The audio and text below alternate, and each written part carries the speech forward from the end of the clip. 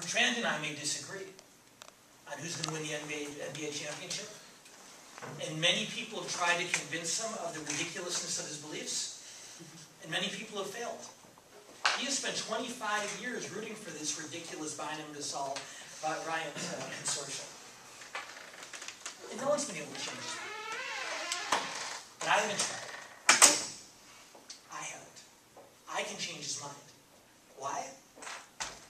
For I am Dan. And no one as intelligent or as eloquent or as persuasive as me has ever tried to convince Mr. Fletcher that charter schools are the way to go. So let me at him. Now, can you convince him? Maybe, maybe not. Probably not. But even if you can, let's go back to that window of opportunity we had. The finite amount of time and energy and resources you have between now and the election day. And if you devote untold hours and days and weeks to trying to convince a quote-unquote sinner, an otherwise good person who happens to disagree with you on the issues that are important to you, what are you not doing? You're not talking to saints. And most importantly, you're not talking to that third critical category of voters. You're not talking to salvageables. A saint is someone who agrees with me no matter what. And a sinner is someone who's never going to agree with me no matter what. A salvageable is a voter who has demonstrated a willingness to vote for my party or my cause in the past. Doesn't mean that they necessarily will. But it means they've demonstrated a willingness. A Republican who votes for Dianne Feinstein for Senate. A Democrat who voted for Arnold Schwarzenegger, at least before, well, certain things became public. These are salvageable voters. And what that means is if they're approached in the right way, they can be persuaded to vote for one side or the other. Now, when I came up in politics, this is a long, long time ago in a galaxy far, far away, we subscribed to what we call the 80-20 rule of salvageable targeting.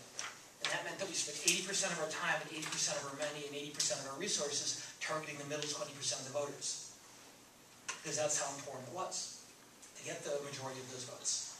So you got 40% of your saints. The only way to get from 40 to 51% is to win a majority of those salvageables. In fact, there's two ways to target these voters.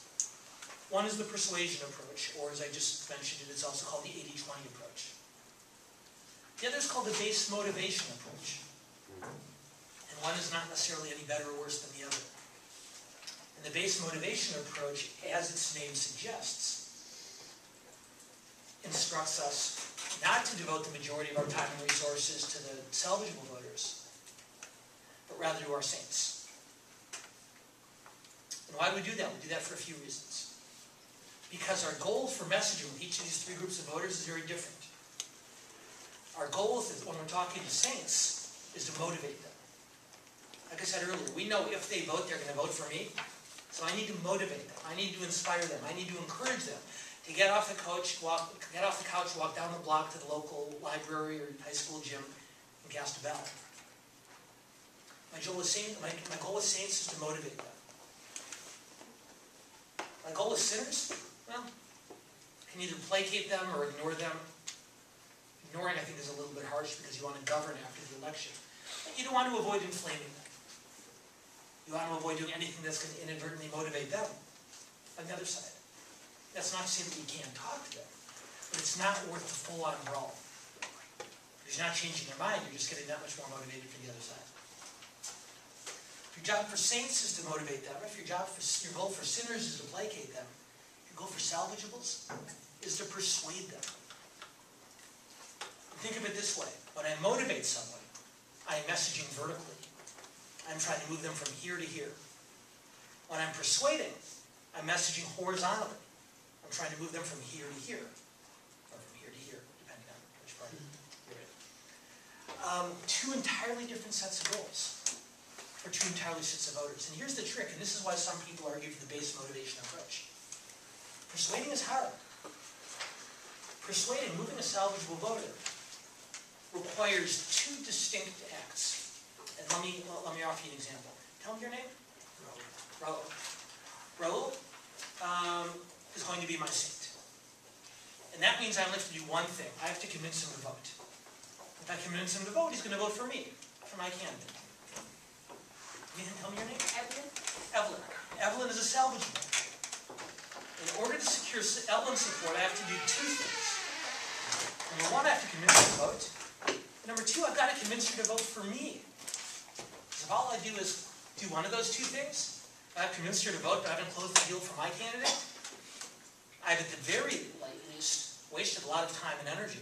At the very worst, turned out to vote for my opponent. So it takes twice as much, so I have two separate acts I need to accomplish with a salvageable voter. Twice as much time, twice as much energy, twice as many resources. And so it's very tempting in a campaign to say, I'm going to spend less. I'm going to take less time simply to motivate my base. Because I can win the election that way. We said last week that people don't care, or at least they don't care as much as we do. That's not entirely true. Saints care. Saints care as much as I do. You know who else cares as much as I do? Sinners do.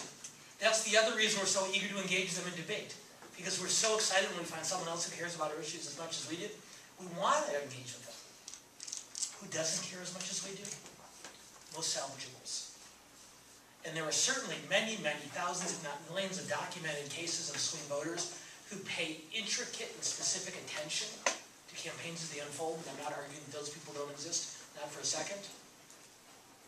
But statistics show that an undecided voter generally, not exclusively, an undecided voter generally tends to be a less attentive voter.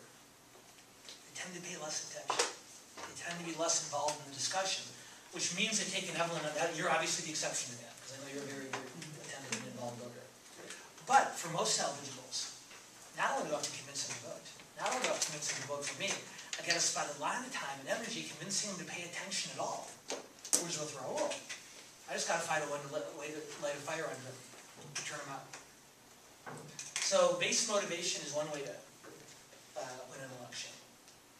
The persuasion approach, the 80-20, is the other. But either way involves a fundamental understanding of knowing which voters and which voter groups geographically and demographically are loyal supporters, are equally loyal opposition, or are genuine undecideds. Oh, I'll leave a little bit of time, so we're at least catching up in the syllabus little by little. I'll leave a little bit of time at the beginning of next week to talk about a couple of other types of voter targeting. But let's spend a few minutes here talking about, as I said at the beginning of the class tonight, about the President's announcement on same-sex marriage. And, to be fair, the Romney campaign's decision to accept a resignation from their foreign policy spokesperson, who targeted criticism from the religious conservative community because of his sexual positions. So in both cases, both Barack Obama and Mitt Romney were a pretty tricky messaging and targeting approach to take on. What Obama knows is that coming out in support of same-sex marriage is tremendously motivating to large percentages of the saints. His advisors, at least from what I read, seem to be somewhat conflicted on whether it will help or hurt with salvageable voters. But they seem to believe, I think more than I do actually, that it will hurt them with salvageable voters, at least in swing states. And by the way, states can be salvageable too. California is either an absolute saint or a sinner, depending on your politics. Ohio is ultimately salvageable. North Carolina probably a little bit less salvageable than it was 10 days ago.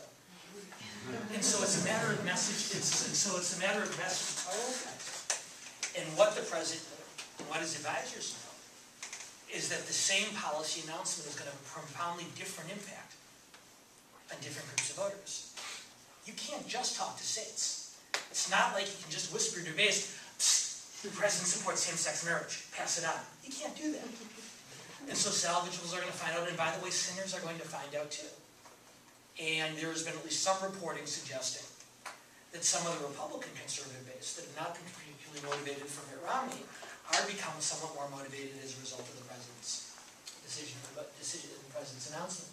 So putting aside for a moment whether the president is right or wrong in his policy position, it's worth taking a few minutes to think about, and I'd love to hear your guys' thoughts, both on the political motivations and I think more appropriately, the political ramifications of that kind of decision, either for Obama on the policy matter or for Romney on the personnel matter.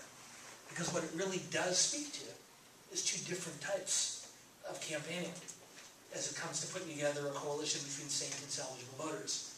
Because, of course, no matter how much you motivate your saints, you need some salvageables in order to win. No matter how many salvageables you persuade, you need to motivate your saints to turn out.